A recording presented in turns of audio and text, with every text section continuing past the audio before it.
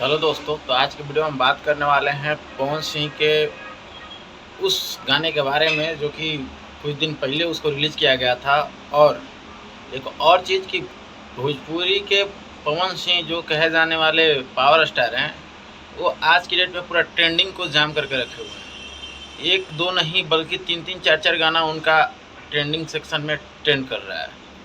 एक तो टिकुलिया ए राजा 2 दिन पहले जो रिलीज़ किया गया था वायरल भोजपुरी से, वो आज एक नंबर पर ट्रेंड कर रहा है।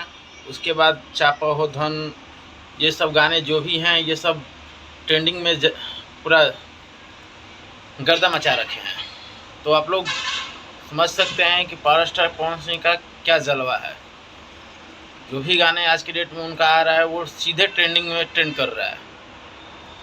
पवन सिंह का जो भी गाना आता है एक कॉन्सेप्ट उसमें होता है, एक उसमें ऐसा प्यारा प्यारा लाइन होता है, बिल्कुल बिहारी भोजपुरी वाला फील देता है, जो कि आप हम कहीं भी किसी भी जगह पर गाड़ी में हो, घर पे हो, पार्टी में हो, कहीं भी बजाकर उस गाने का मज़ा ले सकते हैं।